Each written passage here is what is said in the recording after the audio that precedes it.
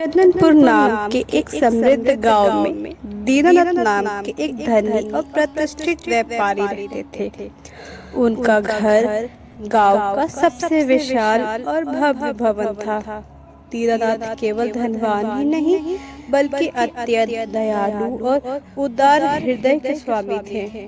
गरीबों की सहायता करना, भूखों को भोजन देना और जरूरतमंदों की मदद करना उनके स्वभाव में था। उनकी एक अत्यंत सुंदर और गुणवती कन्या थी माधवी। माधवी अपने पिता की आंखों का तारा थी और घर की लक्ष्मी के समान सबका ध्यान रखती थी। वह केवल रूपवती ही नहीं थी बल्कि अत्यंत समझदार और कुशल गृहिणी भी थी। घर का प्रत्येक छोटा से छोटा काम वो इतनी सहजता और कुशलता से संभालती कि दीनानाथ को कभी किसी बात की चिंता नहीं होती थी। दीनानाथ के व्यापार में आनंद नाम का एक युवा मुनीम कार्य करता था। आनंद अत्यंत समझदार, कर्तव्यनिष्ठ और तीक्ष्ण बुद्धि का धनी था। वह अपने काम में इतना निपुण था कि बही खाते के हर अंक को इतनी बारीकी से मिलाता कि एक पैसे की भी त्रुटि कभी नहीं होती थी। धीरे धीरे दीनानाथ को आनंद पर इतना भरोसा हो गया कि उन्होंने अपने मन में निश्चय कर लिया कि आनंद से बढ़कर उनकी पुत्री के लिए योग्यवर कोई हो नहीं सकता। माधवी और आनंद के बीच एक अनकहा और गहरा प्रेम पनप चुका था। दोनों एक दूसरे को बिना शब्दों के ही समझ जाते थे। जब आनंद देर रात तक बही खाते के साथ बैठकर हिसाब किताब में व्यस्त रहता, तब माधवी चुपके से उसके लिए गर्म काढ़ा बनाकर लाती और धीरे से उसके पास रख देती। आनंद जब मुस्कुराकर उसे देखता तो माधवी लज्जा से अपनी आंखें झुका लेती और मधुर मुस्कान के साथ वहां से चली जाती। दोनों की यह मुख बातचीत बिना बोले समझना प्रेम की सबसे सुंदर परिभाषा थी। जल्द ही दोनों का विवाह तय हो गया और घर में उत्सव की तैयारी शुरू हो गई। पूरा घर खुशियों से सराबोर था, मानो हर कोने से प्रसन्नता की सुगंध आ रही थी। चारों ओर रौनक थी, हंसी खुशी का माहौल था। सब कुछ इतना सुंदर और सहज चल रहा था कि किसी को यह अंदाजा तक नहीं था कि बहुत जल्द इस खुशहाल घर पर विपत्ति का घना बादल छाने वाला है। विवाह में अब बस कुछ ही दिन शेष रह गए थे। सभी तैयारियां अंतिम चरण में थीं, लेकिन एक रात अचानक कुछ ऐसी घटना घटित हुई जिसने पूरे घर को स्तब्ध कर दिया। दिन भर तो माधवी बिल्कुल सामान्य रही। वह हंसी खुशी घर के कामों में व्यस्त रही, दासियों को निर्देश देती रही और आनंद के साथ भी मधुर बातचीत करती रही। सब कुछ समान और सुखद था। लेकिन जैसे जैसे दिन ढलने लगा और सूर्यास्त का समय आया, कुछ अजीब होने लगा। रात्रि का अंधकार जैसे ही फैला, माधवी के व्यवहार में एक विचित्र परिवर्तन आ गया। उस रात आनंद माधवी के लिए भोजन लेकर उसके कमरे में गया।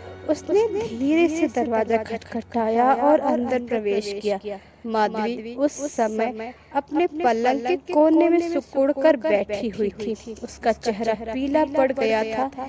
जैसे उसकी नजर आनंद पर पड़ी, उसकी आंखों में अजीब सा भय और अविश्वास तैर गया। वो कांपती हुई आवाज में बोली, आप कौन हैं? मेरे कमरे में बिना मेरी आज्ञा के क्यों आए हैं? आप क्या चाहते हैं? आनंद के हाथों से भोजन की थाली लगभग गिरते गिरते बची।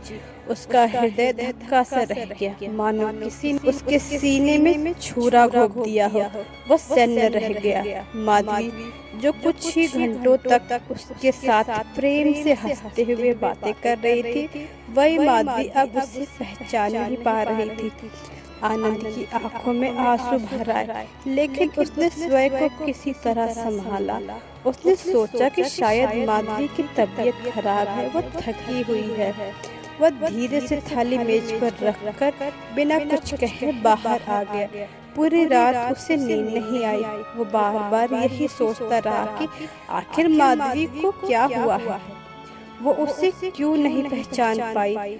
अगली सुबह जब आनंद ने माधवी से रात की घटना के बारे में पूछा तो माधवी को कुछ भी याद नहीं था।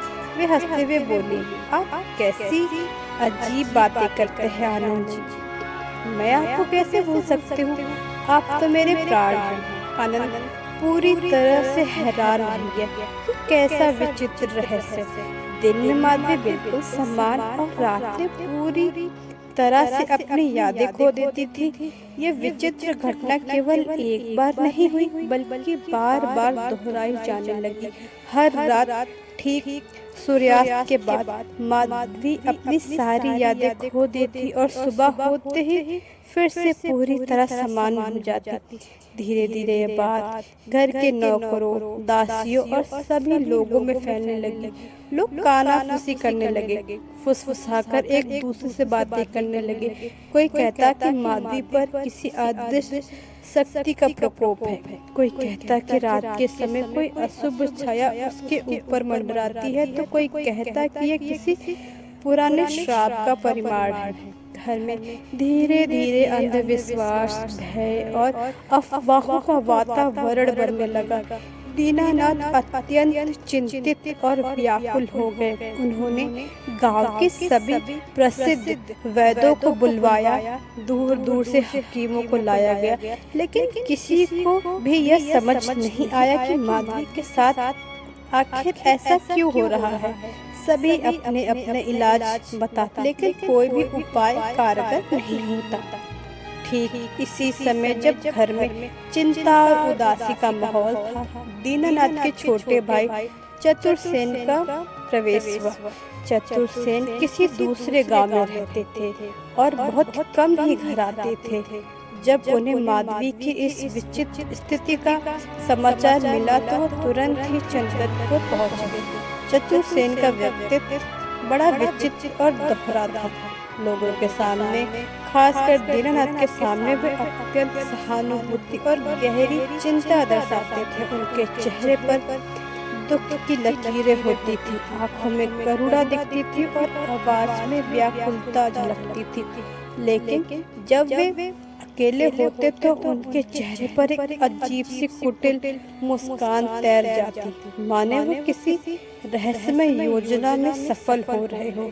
एक दिन चतुरसेन दीनानाथ के पास आए और बड़े व्याकुल और दुखी स्वर में बोले, भैया, मुझे माधवी की स्थिति देखकर अत्यंत पीड़ा हो रही है। मेरा हृदय व्यथित होता है। मुझे लगता है कि शायद उस कोमल बालिका पर इस अप्रसन्न विवाह और घर के विशाल व्यापार की जिम्मेदारी का अत्यधिक भार पड़ रहा है। मेरी सलाह है कि उसे कुछ महीनों का पूर्व विश्राम देना चाहिए। यदि आप आज्ञा दे तो व्यापार की बागडोर और तिजोरी की चाबियां कुछ समय के लिए मुझे सौंप दीजिए, जिससे आप और माधवी दोनों निश्चिंत होकर इस समस्या का हल ढूंढ सके। दीनानाथ ने उनकी बात सुनी और गहरी सोच में पड़ गए। चतुरसेन के जाते ही उनके चेहरे पर जो धूर्त मुस्कान आई थी वो किसी की नजर में नहीं आई, लेकिन आनंद हार मानने वाला नहीं था। वो माधवी से सच्चा प्रेम करता था और उसे बचाने के लिए कुछ भी करने को तैयार था। कहानी का नेक्स्ट भाग मैं बहुत जल्दी अपलोड करूंगी, तो बने रहे। Thanks for watching.